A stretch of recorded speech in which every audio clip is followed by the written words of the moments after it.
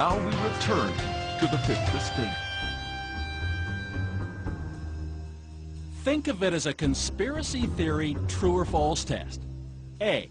When George W. Bush started his first oil company, who helped fund it? Osama bin Laden's brother and brother-in-law. True or false? B.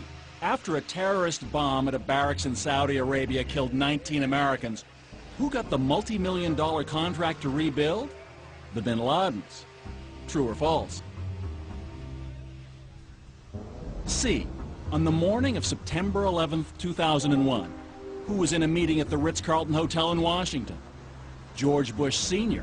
and Osama bin Laden's brother. True or false? Actually, the answer could be D, all of the above.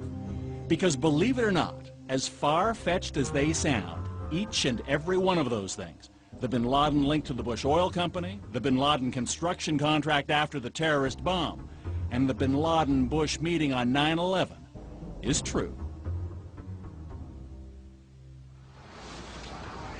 And what that means is that on that awful morning 2 years ago, the day everything seemed to change, the world was already a far more complicated place than most of us could even imagine.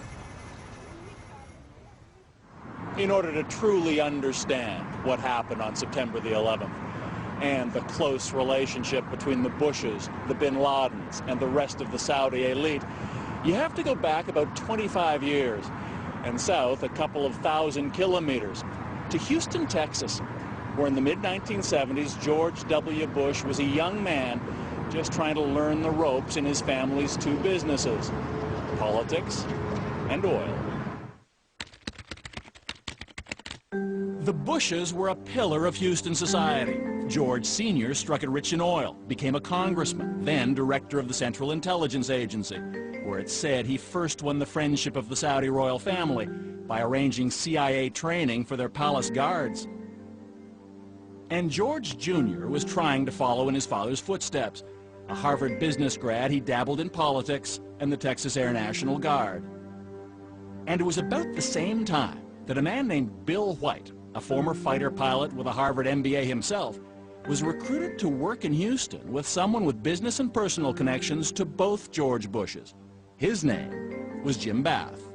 This fellow, James R. Bath, needed someone to run a series of real estate companies that would be grub-staked by not only the political families, but also by some foreign nationals, the Saudis. And so I came down on an interview and met Jim.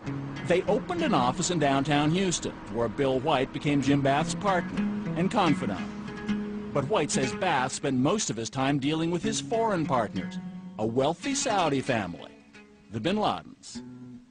He also ran a company in the same building called Bin Laden and Associates, which Jim explained was a procurement company for the Saudis. He bought a bank for them, he bought an airport for them, he started an airline for them, among other ventures in Houston, Texas. Now, at that point, had you ever heard the name Bin Laden? No, I had not. Meant nothing to you? Meant nothing to me. But in Saudi Arabia, the bin Laden's name meant a great deal indeed. They owned one of the largest Saudi construction companies. They were advisors to the royal family. They were the second richest family next to the royals, with billions of dollars to invest abroad in places like Houston, where the Bush family lived. They moved into this estate in one of Houston's finest neighborhoods. A bin Laden brother named Salam bin Laden and a brother-in-law, Khalid bin Mahfouz. Mahfouz was also one of the Saudi royal family's bankers.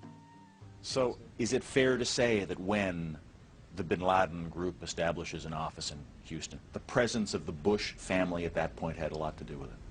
Oh, absolutely. I think that was essential, the essential element.